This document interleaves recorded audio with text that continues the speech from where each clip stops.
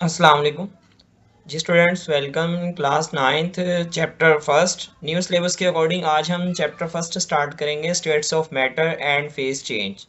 ठीक है, तो सबसे पहले स्टूडेंट आपको मैं बता दूं कि इस चैप्टर में हम क्या डिस्कस करेंगे। इस चैप्टर में हम डिस्कस करेंगे कि मैटर की कौन कौन सी स्टेट्स हैं, उन स्टेट्स के क्या क्या रिएक्शंस हो सकते हैं, उन स्टेट्स में क्या क्या चेंजिंग आ सकती हैं। तो हम स्टार्ट करते हैं आज का अपना लेक्चर। तो आज के लेक्चर में स्टूडेंट हम सबसे पहले डिस्कस करेंगे केमिस्ट्री की डेफिनेशन को। What is chemistry. तो केमिस्ट्री की डेफिनेशन मैंने आपको यहाँ से मार्क करवा दी है, यहाँ से स्टार्ट होकर ये मैंने अंडरलाइन कर दिया और ये एंड हो रही है यहाँ तक, दीज चेंजेस तक। ठीक है, तो मैं आपको एक्सप्लेन कर देता हूँ केमिस्ट्री की डेफिनेशन। इसका कॉन्सेप्ट क्या है। Chemistry is the science which deals with the properties, composition and the structure of substances. Chemistry में हम डिस्कस करते हैं स्टूडेंट, डील्स करते हैं किसको, प्रॉपर्टीज को, कंपोजिशन को और स्ट्रक्चर को किसी भी सब्सटेंस के। ठीक है, कायनात में जितने भी सब्सटेंसेस पाए जाते हैं उनके स्ट्रक्चर की स्टडी, ठीक है, उनकी प्रॉपर्टीज की स्टडी, उनकी कंपोजिशन की, ये किन किन चीजों से मिलकर बने हैं सब्सटेंसेस। ठीक है, ये हम डिस्कस करते हैं केमिस्ट्री में। It also studies the physical and chemical changes in the matter and how proper and laws of principles which govern the changes। तो जितने भी सब्सटेंसेस के ऊपर जो जितने भी केमिस्ट्री के लॉज हैं या उनकी केमिकल या फिजिकल प्रॉपर्टीज जो हैं। केमिकल प्रॉपर्टीज क्या होती हैं, केमिकल रिएक्शंस, कौन से सब्सटेंसेस किस तरह के रिएक्शंस देते हैं। ठीक है, तो ये सारे हम डिस्कस करते हैं केमिस्ट्री में। क्लियर है जी। तो नेक्स्ट यहाँ तक आप स्टूडेंट मार्क कर लें, ये एग्जाम में पूछा जाता है व्हाट इज केमिस्ट्री या डिफाइन केमिस्ट्री। तो ये आपको शॉर्ट क्वेश्चन आपने नोट डाउन कर लेना है अपनी नोटबुक।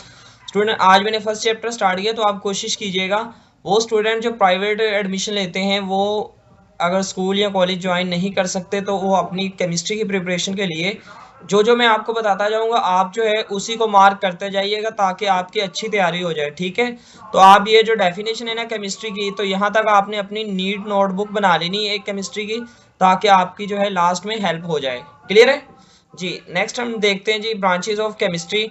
केमिस्ट्री की ब्रांचेस कौन सी हैं, जैसे कि बायोलॉजी, केमिस्ट्री एंड फिजिक्स जो है ये साइंस की ब्रांचेस हैं। ठीक है, इसी तरह साइंटिस्ट ने क्या किया है, अपनी इजीनेस के लिए, अपनी आसानी के लिए साइंस को डिवाइड कर दिया है थ्री मेन डिवीजन्स में, बायोलॉजी, केमिस्ट्री एंड फिजिक्स। तो केमिस्ट ने क्या किया है अपनी इजीनेस के लिए, ताकि इजीली डीपली चीज़ों को स्टडी किया जाए, सब्सटेंसेस को अच्छे से डिस्कस कर लें, उसके लिए उन्होंने डिफरेंट ब्रांचेस बना दी हैं। ठीक है, तो जैसे हमारे पास, मैं आपको एग्जांपल देता हूँ, एक डॉक्टर है जो कि हार्ट स्पेशलिस्ट है और एक वैसे सर्जन डॉक्टर है। तो अगर हमारे हार्ट का इशू हो तो हम हार्ट स्पेशलिस्ट के पास जाएंगे तो वो ज़्यादा अच्छे से डील करेगा। तो इसी तरह केमिस्ट भी स्पेशलिस्ट हैं जो कि केमिस्ट्री की स्पेशल ब्रांचेस के रिलेटेड हैं। ठीक है, तो हम डिस्कस करते हैं जी सबसे पहले केमिस्ट्री की ब्रांचेस को। फर्स्ट ब्रांच है हमारे पास फिजिकल केमिस्ट्री। तो फिजिकल केमिस्ट्री ये जो ब्रांचेस है इनके हवाले से स्टूडेंट मैं आपको बता दूं, एग्जाम्स के पॉइंट ऑफ व्यू से ये लॉन्ग क्वेश्चन आ जाता है।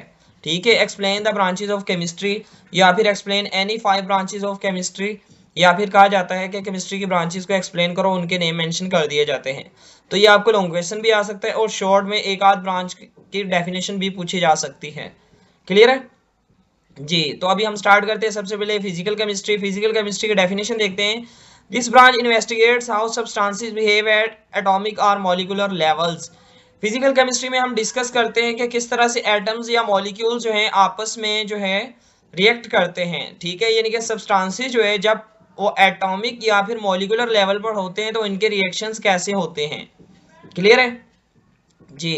तो यहाँ पर मैंने अंडरलाइन करवा दिया आपको डेफिनेशन। अब एक और पॉइंट अंडरलाइन आपने कर लेना स्टूडेंट, ये इसका बनेगा, इसकी डेफिनेशन नहीं है, ये बनेंगी इसकी कह लें एप्लीकेशन या फिर कह लें इसका स्कोप।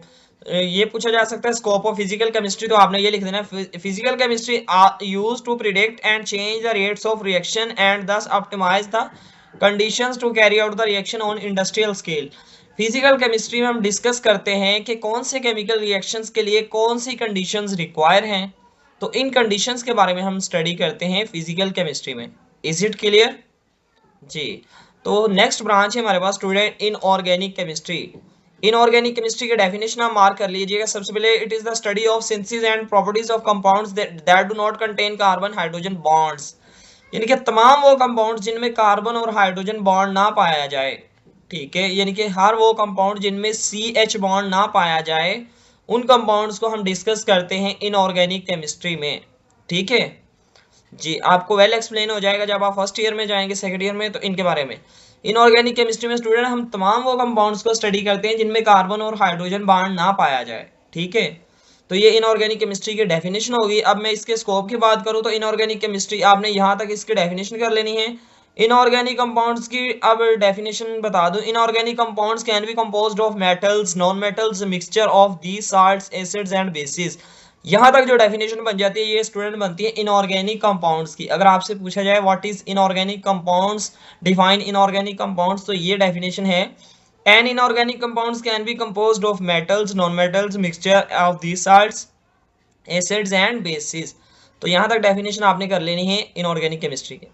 अब मैं इनऑर्गेनिक केमिस्ट्री के स्कोप की बात करूँ तो inorganic compounds are used as fuels. ये किसके लिए, हम फ्यूल्स के लिए यूज करते हैं। जैसा कि अमोनिया जो है अक्सर हम यूज करते हैं, मेडिसिन में यूज करते हैं, catalyst, as a catalyst for the speed up of chemical reaction. Chemical reaction को फास्ट करने के लिए हम यूज करते हैं pigments, surfactants and coatings and much more. तो ये डिफरेंट यूजेस बताए गए हैं, एप्लीकेशंस बताई गई हैं इनऑर्गेनिक कंपाउंड्स की।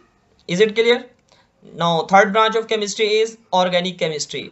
ऑर्गेनिक केमिस्ट्री की डेफिनेशन है सबसे पहले, it is the branch of chemistry that deals with the carbon compounds other than simple salts like carbonates, oxides and carbides.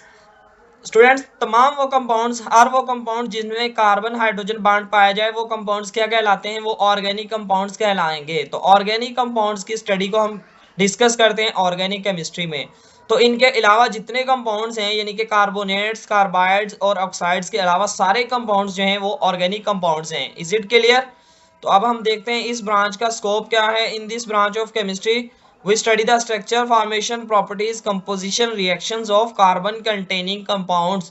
Organic chemistry में स्टूडेंट हम डिस्कस करते हैं प्रॉपर्टीज को, केमिकल रिएक्शंस को, जस्ट किसकी, ऑर्गेनिक कंपाउंड्स की, ठीक है। ऑर्गेनिक केमिस्ट्री में हम सिर्फ ऑर्गेनिक कंपाउंड्स की प्रॉपर्टीज को डिस्कस करते हैं। और ऑर्गेनिक कंपाउंड्स क्या हैं, जिनमें CH बॉन्ड पाया जाए, कार्बन हाइड्रोजन बॉन्ड पाया जाए, वो ऑर्गेनिक कंपाउंड्स कहलाएंगे, ठीक है जी। नेक्स्ट है जी हमारे पास fourth branch of chemistry environmental chemistry। it is the scientific study of chemical and biochemical phenomena that occurs in this planet। environmental chemistry में स्टूडेंट हम डिस्कस करते हैं जितने भी हमारे एनवायरनमेंट में, प्लेनेट में जितने भी केमिकल या बायोकेमिकल रिएक्शंस प्रोसेस अकर हो रहे हैं उनकी स्टडी को हम एनवायरमेंटल केमिस्ट्री में डिस्कस करते हैं। फॉर एग्जांपल एक केमिकल रिएक्शन में बताता हूँ, एक केमिकल फिनोमिना, जब एसिड रेन होती है यानी कि रेन का बारिश, पानी में क्या होते हैं, साल्ट्स मिल जाते हैं। कौन से साल्ट्स मिलते हैं, कौन से एसिडिक साल्ट्स मिलते हैं, जो कि हमारी ऑटोमोबाइल गाड़ियों से निकलते हैं। तो इस तरह से हमारी एनवायरनमेंट पर कुछ इफेक्ट्स पड़ता है जब एसिड रेन होती है। तो इसको हम स्टडी करते हैं एनवायरमेंटल केमिस्ट्री में। तो ये कॉमन एग्जांपल मैंने आपको दी है, ठीक है। तो आपकी बुक में ऐसा कुछ भी नहीं है आपको समझाने के लिए, ठीक है। अब आपको मैं इसकी वो बता देता हूँ इसकी स्कोप के बारे में। तो स्कोप आप यहाँ से मार्क कर लीजिए। It helps in understanding the causes, effects and solutions of different types of pollution. यानी कि हमारे एनवायरनमेंट में जो भी पोल्यूशन है उसके कॉजेस क्या है, उसके इफेक्ट्स क्या है और उसके किन चीज़ों से मिलके वो पोल्यूटेंट्स बने हैं, इसको हम स्टडी करते हैं एनवायरमेंटल केमिस्ट्री में। इज इट क्लियर जी स्टूडेंट? नेक्स्ट हमारे पास 5 नंबर पे जो केमिस्ट्री की ब्रांच है वो है एनालिटिकल केमिस्ट्री। तो एनालिटिकल केमिस्ट्री में हम डील करते हैं एनालिसिस को। कौन से एनालिसिस? डिफरेंट सब्सटेंसेस के। तो वो एनालिसिस दो तरह के हो सकते हैं, एक qualitative analysis and second is quantitative analysis.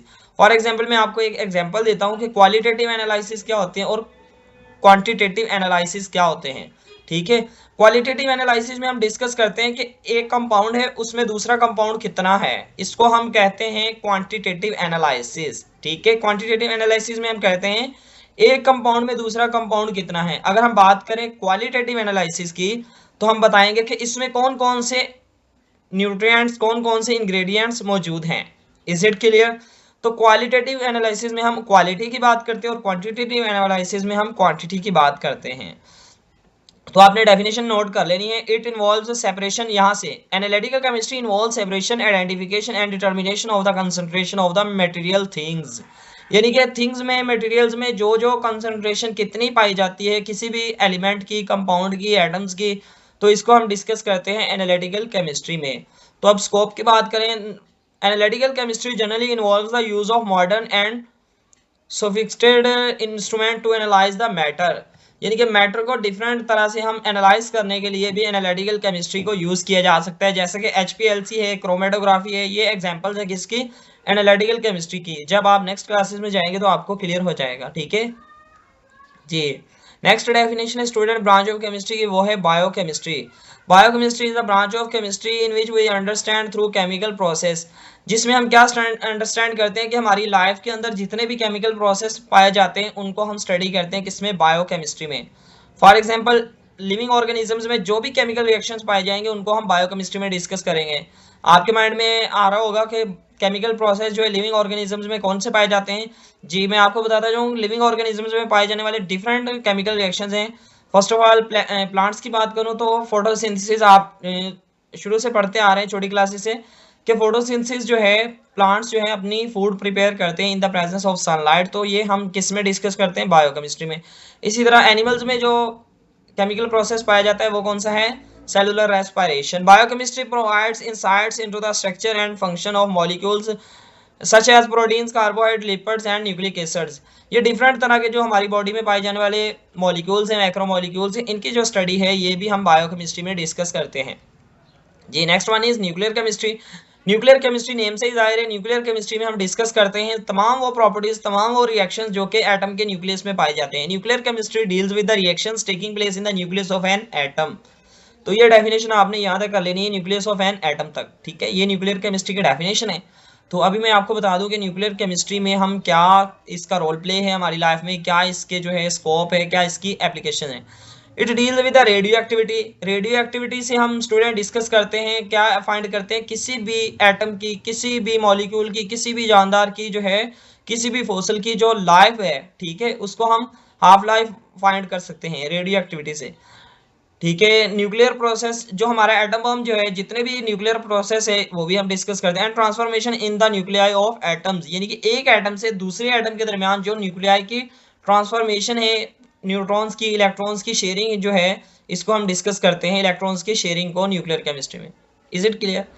So eight definition is polymer chemistry. Polymer chemistry की सबसे पहले आपको पॉलीमर का पता होना चाहिए स्टूडेंट। बिल्फर्स में आपको कहता हूं कि एक बिल्डिंग है, एक बिल्डिंग को बनाने के लिए बहुत सारे छोटे छोटे ब्लॉक्स या फिर ब्रिक्स को यूज किया गया है। उस बिल्डिंग को हम केमिस्ट्री में कह लेते हैं कि ये एक पॉलीमर है, और वो जो ब्लॉक्स हैं उनको हमने कह दिया एक मोनोमर्स हैं, ठीक है।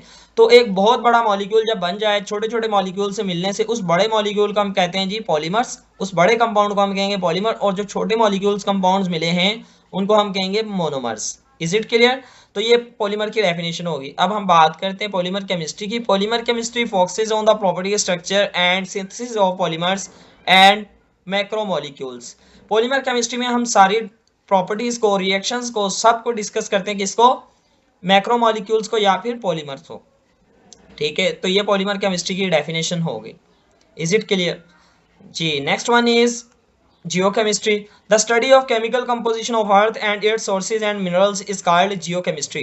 नेम से जाहिर है, जियो जो है, जियो means earth, the study of chemical composition of earth, यानी कि अर्थ में कौन कौन से जो है रॉक्स में कौन कौन से जो है कंस्टिट्यूएंट्स हैं, क्या क्या इसकी कंपोजिशन है, इसके सोर्सेज क्या हैं, ठीक है। इसमें हम जितने भी मिनरल्स जो हैं, ओर्स वगैरह हासिल कर रहे हैं, इनकी सारी की जो स्टडी है हम किस में पढ़ते हैं जी, जियो केमिस्ट्री में हम डिस्कस करते हैं, ठीक है। अगर हम बात करें जियो केमिस्ट्री यूज इन, इसकी एप्लीकेशन की, तो geochemistry use in minerals exploration, geochemical mapping today as application in environmental monitoring, forestry and medical research. तो ये जियो केमिस्ट्री के एप्लीकेशंस हैं student. Next one is medicinal chemistry. Medicinal chemistry name से जाहिर है, medicinal chemistry में हम discuss करते होंगे मेडिसिन की केमिस्ट्री को। In this branch we the chemist tries to design and synthesize a medicine or drug which is beneficial for mankind. वो मेडिसिन जो इंसानियत के फायदे के लिए बनाई गई हैं, उन मेडिसिन की किस तरह से डिजाइन किया गया है, किस तरह से हम उनको सिंथेसाइज करवाते हैं, ये सब हम किस में स्टडी करेंगे, ये स्टूडेंट हम सब डिस्कस करेंगे मेडिसिनल केमिस्ट्री में। Is it clear?